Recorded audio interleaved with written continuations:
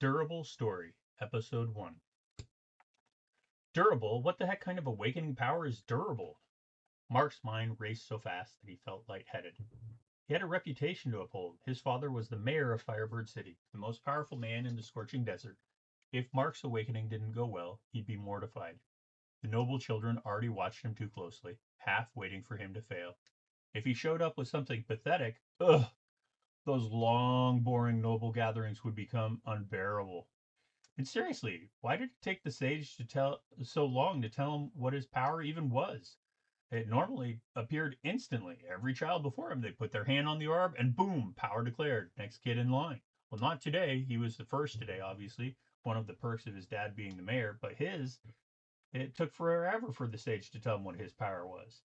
Had Steve messed with him? Maybe paid off the sage to make a joke out of the mayor's son? Only a complete idiot would do something like that. But, well, that actually sounded like something Steve would do. It had already been a long day. All the 11-year-olds had been gathered early this morning to stand in front of the open gate. It was considered safe, with the gatekeeper's hand poised over the emergency close plate, a sage just inside the line to stabilize any awakening gone wrong, and a powerful warrior outside the threshold to ensure that nothing else slipped in with the awakening wave. Mark couldn't see them, but he was pretty sure there was even two barefoot monks hiding nearby. If they were involved, nothing was getting through. As he stood confused on the cobblestone road, Mark realized that he was still blocking the gate for the awakening. The line of children was ready to move on, the next group forming up behind him, and yet he remained planted there, staring down at his hands, like the answer to everything might suddenly appear written on his palms. A throat cleared nervously beside him. Um, Lord Towers, the sage said. Mark jolted and turned. The sage stood half bowed, hands fidgeting around his crystal orb like he wasn't sure whether to clutch it for comfort or hide behind it. A faint, strained smile pulled at the corners of his mouth. You appear to be done, the sage said with careful, nervous politeness. If you could step aside, we may continue the day's proceedings. Mark blinked. Oh, right, sorry. No apology needed, the sage said too quickly. None at all. You awakened splendidly. Very splendid. Quite splendid. His smile twitched as if he were praying Mark wouldn't ask him to elaborate. Mark just stood there another second. The sage's eye twitched. Behind him, a teacher coughed meaningfully. A parent sighed. One of the younger kids whispered, Is the mayor's son broken? The sage nearly choked. Lord Towers, truly your presence, I'm deeply honored, but the children behind you are very eager to meet their destinies. He lifted up a shaking hand, gesturing gently away from the gate.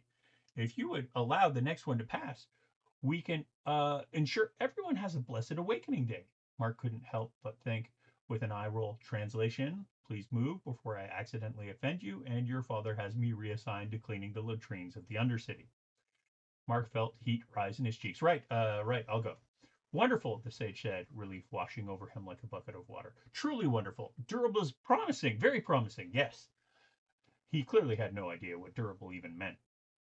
Mark stepped aside. The sage sagged visibly in gratitude and motioned frantically for the next children to approach the orb. Mark wasn't sure whether to feel insulted, amused, or more worried than ever. Durable? Promising? Really? He doubted even the sage believed that. Mark drifted away from the gate, mind spinning. His friends were probably awakening soon. Mark took a breath and walked towards the noble's waiting area. He sat down just inside the inner wall.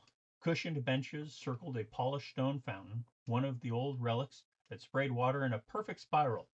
No one even knew how it worked, but it always ran, year after year.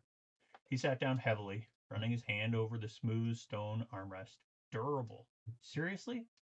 He tried not to scowl as he watched several nobles' parents whispering to one another, eyeing the awakening gate, probably talking about Steve's inevitable greatness or Mark's strange, delayed result. A few moments later, a familiar voice echoed across the courtyard. Mark! Dude! You're not going to believe this! Steve Miner jogged towards him, practically hovering with excitement, his dark hair bouncing wildly. Three teachers were still trying to calm the kids behind him. His awakening had apparently caused quite a stir. Steve slapped both hands onto Mark's shoulders. Weapon master. He said it like it should shake the heavens. Mark forced a smile. Congrats, Steve. That's really good.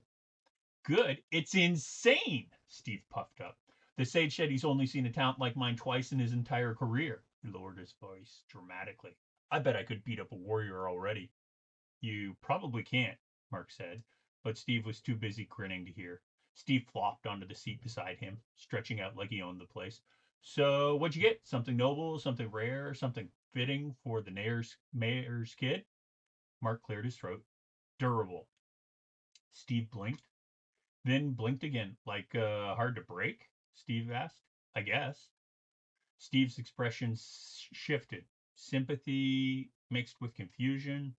But before he could say something stupid, another voice piped up.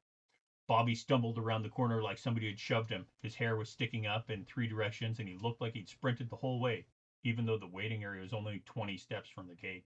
Guys, I lived! Nobody was trying to kill you, Mark said. That's debatable, Bob said, sucking in a breath. That awakening wave felt like a giant smacked me with a warm pillow. Steve rolled his eyes. What'd you get? Bob threw his arms up. Camo! Mark smiled. That's actually really useful. Bob grinned back, then leaned closer. So, what about you? Durable. Bob froze, then nodded thoughtfully, then stopped nodding, then nodded again. That's not bad, Bob said. I mean, you get to live through stuff, right? Probably, Mark said. Cool. Feature not a flaw. We'll figure it out. As the conversation drifted to more comfortable topics, they watched for the girl's turn. Nancy approached more quietly than the boys, hands clasped behind her back. Her brown hair was tied into a simple braid, and her clothes were clean, but worn. The unmistakable look of an orphan trying very hard not to embarrass herself among nobles. She gave Mark a shy smile. I, awakened, Steve snorted. No kidding. Mark shot him a look before turning to Nancy. What'd you get? Shapeshifter, she said. Bob's eyes widened. No way. Like you can turn into animals? Nancy blushed. No, not like that. Just me changing a little, I think.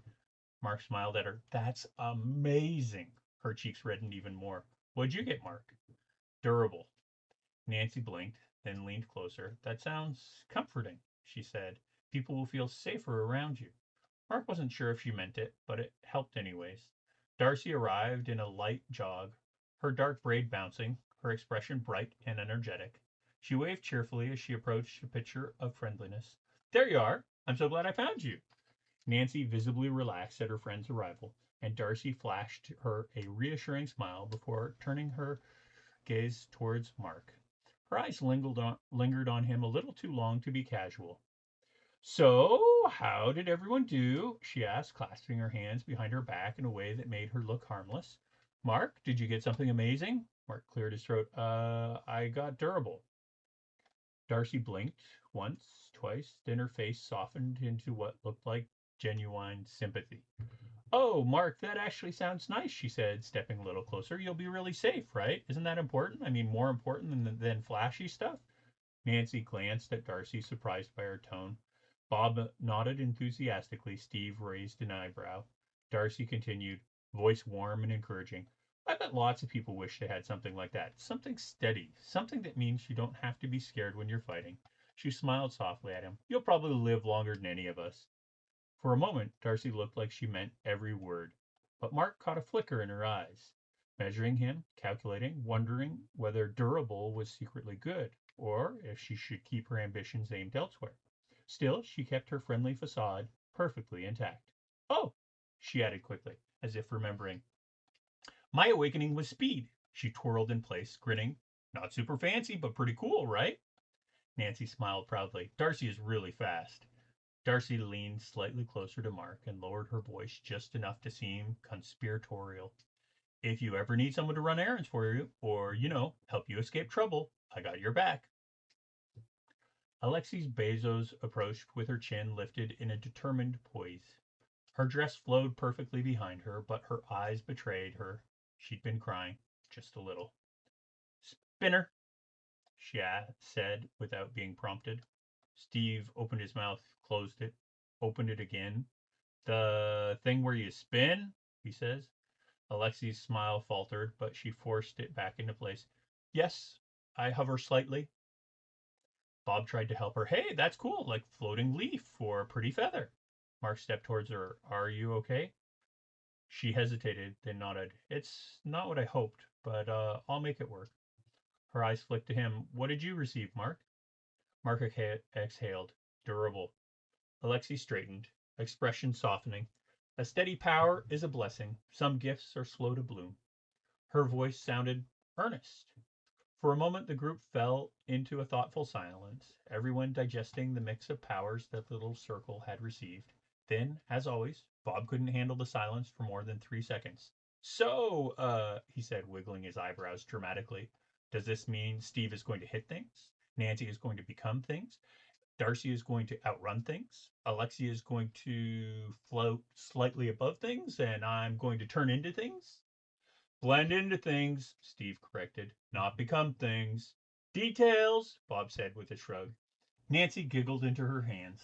Mark couldn't help smiling until Steve jabbed him slightly in the arm. And Mark, Steve added, is going to outlast things. Darcy clapped her hands. See?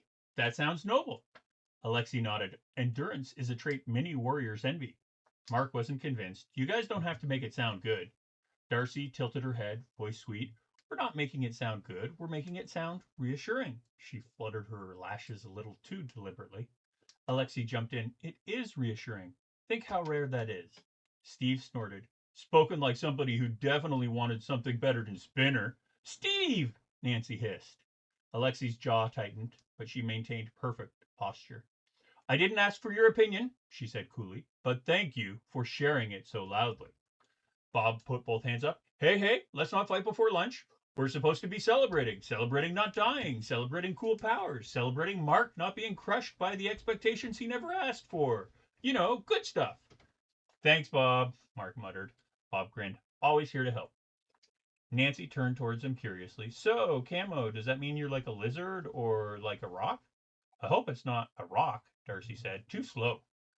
Bob gasped dramatically. Wow, hurtful. I'll have you know I would make an excellent rock. Steve laughed. Bob, you'd be a pebble. A majestic pebble, Bob corrected proudly. Mark shook his head, amused despite himself. Nancy perked up. What about shapeshifter? The sage said it's flexible. Maybe you can make your arms stronger, or change your hair, or maybe change your face. That sounds terrifying, Bob said. Terrifyingly useful, Darcy corrected. Nancy shrugged. I don't know. I just hope it's something good, something that helps. Mark smiled. I think you'll do great with it. Her cheeks flushed again. Steve leaned back smugly. Well, whatever the rest of you end up doing, I'll be the one protecting the group from now on. Darcy raised a brow. From what? Bad fashion choices? No, Steve huffed. From monsters. Ah, yes, Bob said, because no monster can defeat the mighty Steve and his imaginary weapons. They won't be imaginary, Steve snapped. Weapon masters can make any weapon. The sage said so. Swords, spears, bows, probably whips, definitely hammers, maybe even legendary weapons. Bob looked around. Anyone else see a weapon? Steve glared. It takes time. Sure it does, Bob said, patting him on the shoulder. Nancy hid another giggle. Darcy smiled just a bit too sweetly, and Alexei finally relaxed enough to sit beside them. And despite the awkwardness earlier, despite Durable hanging over him like a cloud, Mark finally felt like himself, settling into the strange, small comfort of his closest friends. A strange, mismatched group, each with their own strange, mismatched abilities, and somehow they felt right together. The group was still laughing, Bob pretending to be a majestic rock, Steve arguing that legendary weapons probably required the right heroic pose, and Nancy trying not to blush every time Mark looked at her. When Mark's gaze drifted towards the path leading back towards the awakening gate. Dust covered the stone as usual, random scuffs, kid-sized footprints, nothing strange, but then a set of footprints he didn't recognize. Not adult-sized, not child-sized either. The steps were light, almost delicate, spaced too evenly. They stopped just a few feet from the benches, exactly where no one was standing. Mark frowned, leaned forward slightly. Mark? Nancy asked. What are you looking at? He blinked. A small gust of wind blew across the courtyard, stirring the dust into a curling pattern. When it settled, the footprints were gone, just erased. Bob tugged on Mark's sleeve. Dude, you okay? You look like you saw a ghost or Steve without breakfast. Hey, Steve protested. Mark shook his head slowly. It's nothing. No, never mind. Probably just the wind, Darcy chirped, smiling too brightly. Nancy nodded. Yep, the desert breezes are weird sometimes. Alexei adjusted her dress. More reason to get inside soon. The sun is starting to climb. A whistle blew sharply from across the courtyard. Their teacher, the stern woman with hair pulled into a tight bun, was waving them over. Awaken, students, she called. Gather up. We need to review your results and discuss tomorrow's schedule. Steve fist pumped. Tomorrow, our first real class as awakened warriors, Bob gasped. Does that mean hunts like real hunts? Not today, the teacher barked as they approached. You are children, not heroes. Today we finalize evaluations. Tomorrow morning, if everything goes smoothly, yes, you will be permitted on your first supervised hunt. The group erupted into excited chatter. Nancy, you could scout. Darcy's fast enough to distract anything. Bob could hide behind things. Alexei could hover encouragingly. I said hover slightly, Alexei snapped. And I, Steve declared, will do all the hitting. As the kids laughed and talked over one another, Mark found himself smiling again, momentarily forgetting the strange footprints. Tomorrow, their first hunt, their first real step into the world as awakened. He hoped, quietly, privately, that everything would go smoothly, but deep down, in a place he didn't want to name, he felt a faint unease, as if someone unseen had already taken interest and was waiting.